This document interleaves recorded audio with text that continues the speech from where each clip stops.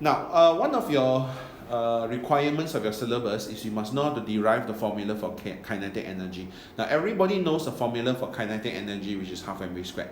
But how do you get it? It's important. The direction is required. So we start from what we call as a work energy theorem. That means from work done, we will derive the formula for kinetic energy. So how do I change from work done to KE? There are a few conditions. So firstly, you have to assume that you're pushing a block, let's say from here to here, on a smooth frictionless surface, and the surface must be horizontal. Let me tell you why. Because if I want to use work done to become KE, I must assume my entire work done becomes gain in KE. Which means to say there must be no heat loss due to friction. That's why it must be a smooth frictionless surface. And there must also be no change in GPE. That's why this must be horizontal. Do you understand that? So the conditions are, you must do work on a smooth horizontal surface. And number two, if you want to your derivation to be easier, you just start your object from rest. Okay, that's the easiest. Okay, now, so let's start from the concept of work done. So if you apply a force F over a distance S, wouldn't your work done be Fs? But we need to change it to half mv squared. So from Fs to half mv squared, I need to get rid of the F and the S and introduce mv squared. So how do I do that? Now, if there's no friction, my exerted force F is also the net force. Agree?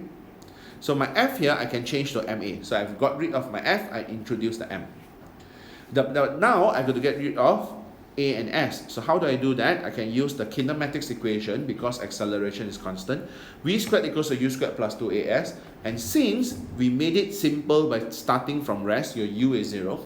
So therefore your V squared equals to 2AS. So your AS is half V squared. So we substitute the AS here with half V squared and we get half mv squared. But that's not the end of the story because this is still work done.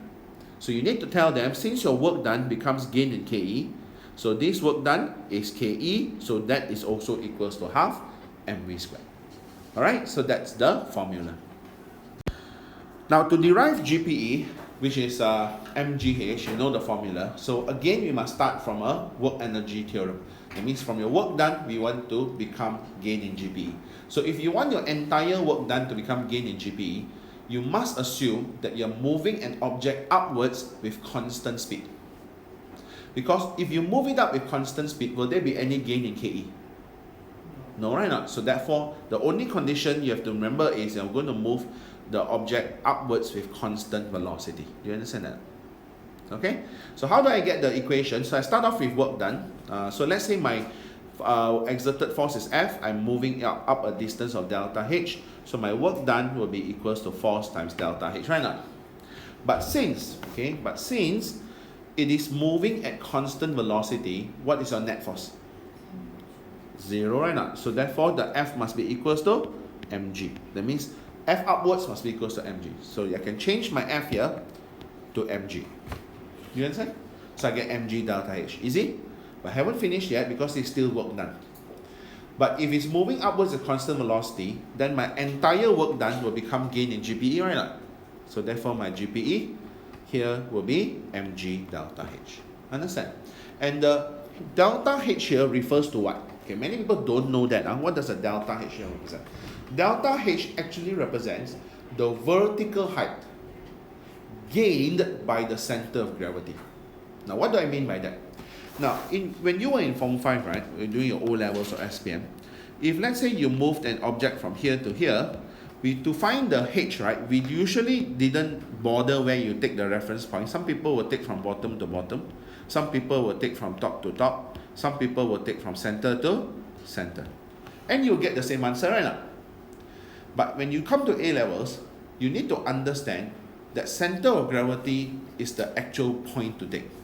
That means you should be actually taking this. But why you get the same answer even you take top to top or bottom to bottom? Because the shape or the orientation of the object doesn't change.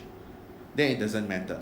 But when the shape or the orientation of the object changes, then it is different if you take bottom to bottom or top to top or center to center. So you must take center of gravity to center of gravity. Example. Now let's say you have a cube like this, not really a cube like a rectangular shape box here, and you move it up, but as you move it up, you rotate it like this. Correct or not?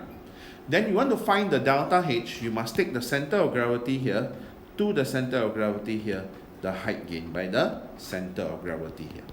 Then only you can find the actual change in GPE. Do you understand that? Okay?